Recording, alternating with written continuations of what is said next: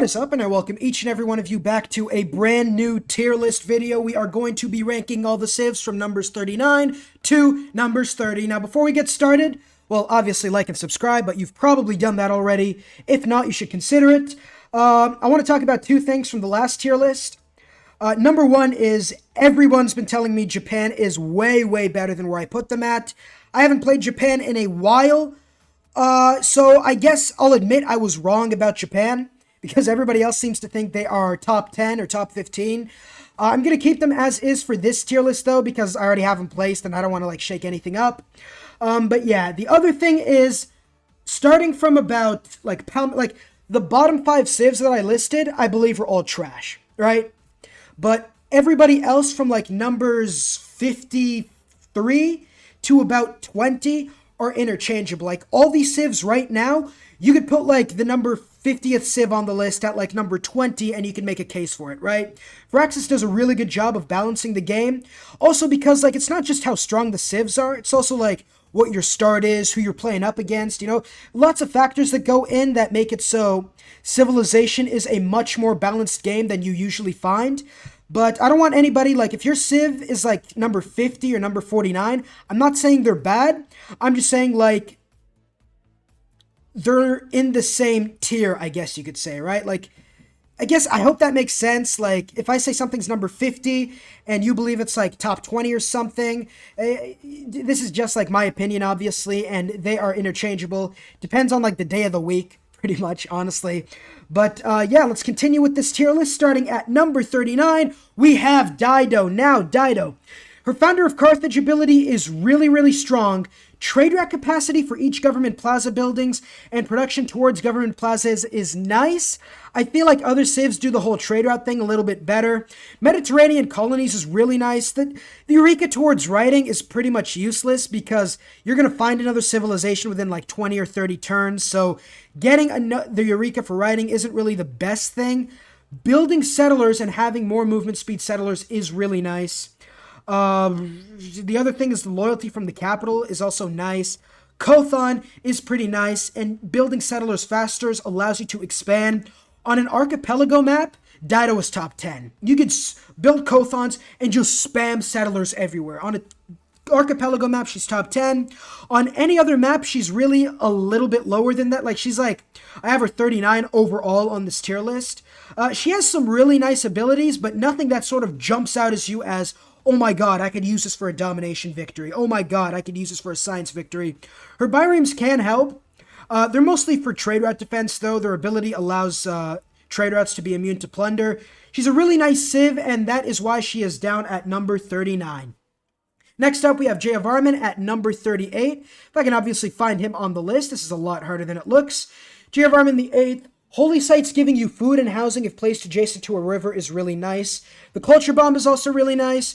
You also get faith and amenities for entertainment districts in each city with an aqueduct, and farms give you a lot of foods. The domery is a weird era siege unit. It can move and shoot at the same turn and exerts zone of control, which is pretty good, quite honestly. The Prasat is also a replacement to the Temple that gives you faith, and missionaries can have the Martyr ability, which create relics, which is really nice. Geovarman is sort of a religious civ mixed in with food. He's kind of weird because you wouldn't really look at him and say he's a religious civ. He gets a lot of boosts to faith and he gets a lot of bonuses from holy sites, but they don't help you found a religion and they don't exactly help you spread your religion, if that makes sense. He uses his faith and his holy site placement and aqueducts to gain really, really high population. And I feel like that is more intuitive to a culture victory, especially considering you are going to be getting relics so fast. It's going to be absolutely insane. But yeah, really nice culture civ. He isn't really the best religious civ, although he can definitely do that. But yeah, that's why I have him at number 48, or 38, sorry. Next up, we have Kublai Khan of Mongolia. Again, he has all these really good abilities that help him towards a domination victory. I feel like Genghis just makes the ability so much better, you know what I mean? Kublai Khan Mongolia is a heck of a ton better than Kublai Khan China. But the economic policy slot and the inspirations and Eurekas really don't help him too much. Again, his leader ability is pretty underwhelming, considering that, the trading posts in every city you get immediately after sending a trade route is nice and does help you get Eurekas and Inspirations. But if you're going for a domination victory, let's say, you're only going to be getting like 5 Eurekas or Inspirations, maybe 6 or 7. That really isn't a lot in the grand scheme of things. And if you jam-pack your game with civilizations like 20 or something, you're going to be getting more Eurekas and Inspirations, but at the same time, a domination victory is going to be harder. Then again, Mongolia's abilities are extremely strong. The Keshig is nice. The Ordu's a really good, stable replacement. His Civ ability is really, really nice. It just doesn't synergize well with his leader ability. Although, aside from that, he is still a really strong domination Civ and still pretty decent at getting a head start when it comes to science and culture, which is why I have him at number 37. Next up, at number 36, we have Christina of Sweden. Now, some people might say she is a little bit higher, which could be true, but she has just sort of this blend of diplomacy and culture that really works to her favor. Like, look at this. She automatically themes works that are like 3 great works or more, so all wonders and museums are automatically themed, so you get like a nice boost in tourism when it comes to that. Her Nobel Prize abilities are really nice, and they're really not that hard to complete if you know what you're doing. They give really nice bonuses, and also you get diplomatic favor from each great person earned. You can easily be getting 30 to 40 great people in every game, especially considering in a culture game you're going to be getting so many great people because there are 3 subsets of great people that you can get: artists, writers, and musicians. The open air museum is really nice.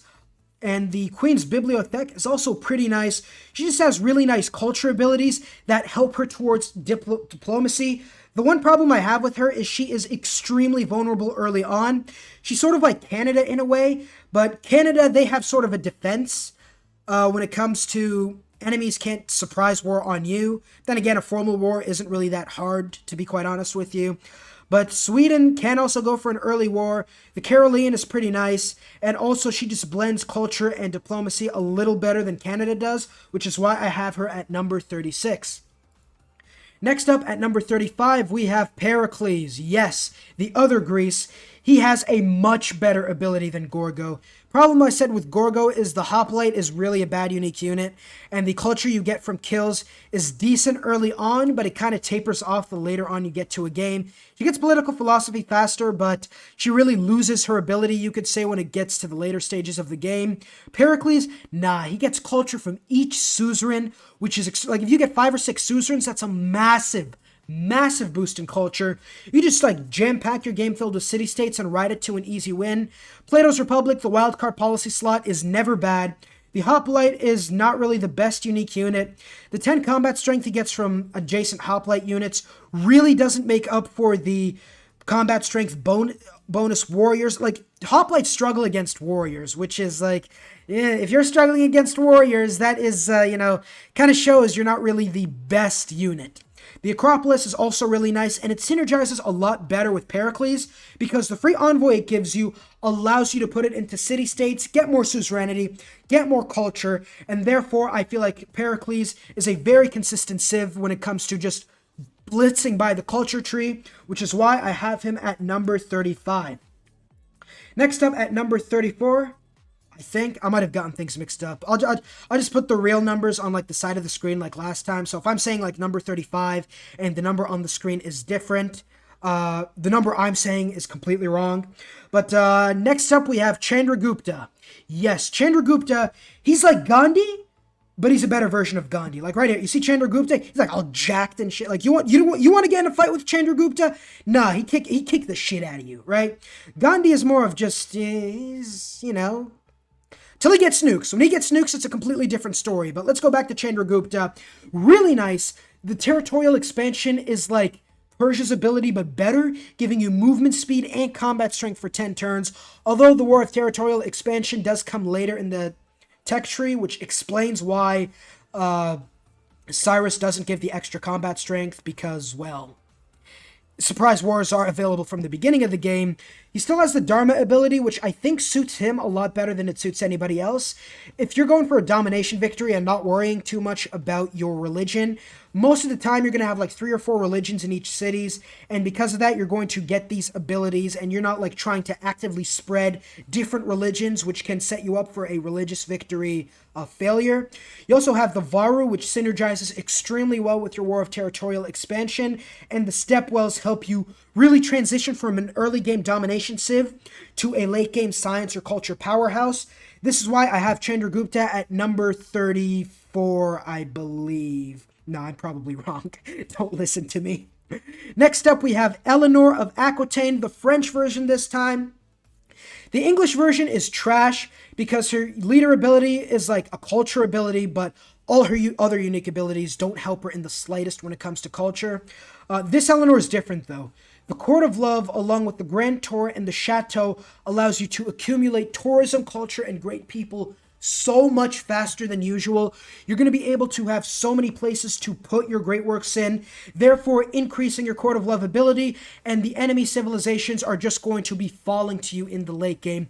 And when you get new cities, you'll have more spaces to put great works, you'll have more tourism, loyalty, Court of Love bonus thingies, which you can use to get more cities, which is sort of like a cycle which synergizes extremely well. I would have rather if they kept the English ability where it gives you like double places to put great works in like archaeological museums, the English Eleanor wouldn't be too bad, but they don't. And the French Eleanor is just a lot better, a lot more synergistic, a lot more consistent, which is why I have her in the low 30s. Next up, we have Teddy Roosevelt. We have the Rough Rider Teddy Roosevelt version. He's pretty good still. Getting combat strength and envoys towards city-states you have a trade route with is extremely nice. It's not the best ability, but the early game domination you could do with Roosevelt Corollary is extremely nice, and just getting more envoys is also really good, except later on in the game, well, no, not really. Later on in the game, you are going to want more domestic trade routes to help with production and food costs, and international trade routes to help with, tourism bonuses, I guess. Founding Fathers is a really solid ability. P-51 Mustang isn't the best unique unit solely because of the lack of oil you usually find in games, and also because it just comes so late in the tech tree, and the bonuses are nice, but they're nothing that just makes you go wow. The Rough Rider is pretty good, earning culture from kills on your capital's continent. It's kind of like a specific unit, and you do have to hard build it, which is why it's not really conducive to a domination victory. It's more of like, go after the civilization or city-state, kill all its units on your continent, and you just get a bonus towards hills and lower maintenance costs. So it's like a decent unit, but the fact you have to hard build them does kind of scare me away from them a little bit. The film studio is nothing short of incredible. Double tourism pressure from this city towards other civilizations in the modern era is really, really nice. Because of that, we have Rough Rider Teddy at it should be 33 at this point. Yes. Sorry about that. I accidentally put Dido in twice. We are now at number 31, which is Koopa. Yes. Koopa has probably the most unique playstyle in the entire game. You begin the game in the ocean, but you gain a free builder and free population when settling your first city, and your palace receives extra housing, amenities, and you get extra science and culture for each turn before you settle. So really, Koopa, he also has the mana ability, which gives you sailing and shipbuilding immediately, and you can enter ocean tiles, which is nice.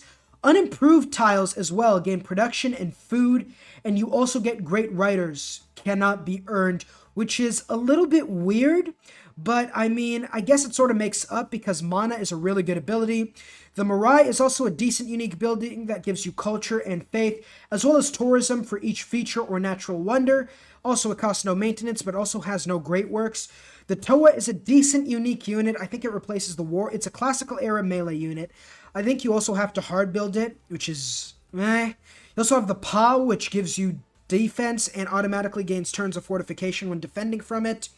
You also heal if you move or attack from the Pa unique improvement. Koopa is a decent civilization. His mana ability is really nice, and also the fact that he can go into ocean tiles at the onset of the game makes him, put him in a continent's map or put him in a Terra map where one continent is settled by everybody and then the other continents are like unsettled. Koopa is really good on like those types of maps with plenty of water. The other fact is you gain population, science, culture, housing, and amenities before you settle a city, which actually adds up to an advantage, so you can spend all the time you want picking the perfect place to settle. Overall, I have him in the middle of the list because he is sort of a culture civ, and while you do get a lot of points towards culture and tourism, and that is nice, you also can't earn great writer points, and one of your culture abilities doesn't have any great work slots, which is a little weird. The Toa is decent, the Pa is a little bit underwhelming. Overall, Koopa just fits really nicely into the middle tier. You have really good bonuses, but at the same time, you have really bad bonuses, if that makes any sense. Really bad sort of negative modifiers, which is why I have him down at number 31. And finally, to wrap up the video at number 30, we have Mansa Musa. That is right. If I can find him, obviously, Hijklmnop. Okay, Mansa Musa, he gains a lot from settling on desert tiles. International trade routes give you gold for every flat desert tile, and the trade route capacity every time you enter a golden age is also really nice. City centers gaining faith and food for each adjacent desert will automatically give you religious settlements every single game without fail, unless Guitar's in the game, then it might be, it might be a little bit up for grabs at that point. Mines provide less production, but they provide 4 extra gold, and you can purchase commercial hub districts with faith, and you also get minus 30% production towards building buildings or units. The Sugba is a really good unique building, and the Mandakalo Cavalry is just sort of an average ability that is sort of meant to give you a little bit extra gold and protect your trade routes. Mansa Musa is another one of those weird civs. Production, he's absolutely terrible. If you are building stuff with Mansa Musa, you're just trash, pretty much. He gets so much gold from everything, though. It's just absolutely insane. You're going to be able to buy everything. And combining it with Reina the Financer, you're going to be able to buy a lot of districts just with her. I think he's kind of a weird civ because you have massive early game bonuses, and then you also have bonuses that have like prerequisites for it, like getting a trade route capacity for each golden age. So you do want to get golden age as fast as possible. But you will automatically get religious settlements almost every game unless something crazy happens or unless you don't settle near a desert. The mine production thing really isn't the worst thing in the world. You still don't get the discount in production when building settlers or when building districts, if I remember that correctly. And the minus production from hills really isn't the worst thing in the world. The gold more than makes up for it, and because of that, I got Mansa Musa at number 30. I hope you guys enjoyed. If you think I made a problem or something, feel free to let me know down below in the comments. Again, this is my opinion. This is my list. And like I said, everybody from like number 50 to number 20 is sort of what I would call one tier. They're just so interchangeable. And it really does depend on the playstyle at that point and what you like to do. But yeah, I feel like I am going to get a lot of people telling me about, maybe Rough Rider Teddy's a lot better, or Mansa Musa's a lot better. But we are at number 30 right now, and we are sort of towards the higher ends, I guess you could say, of civilizations and leaders. I'm going to come out with a new video towards Wednesday or Thursday, I believe, so stay tuned for that. Again, like, subscribe, comment, subscribe. Did I tell you guys to subscribe? Because that is something you should definitely do. And I will see you all in the next video. Peace.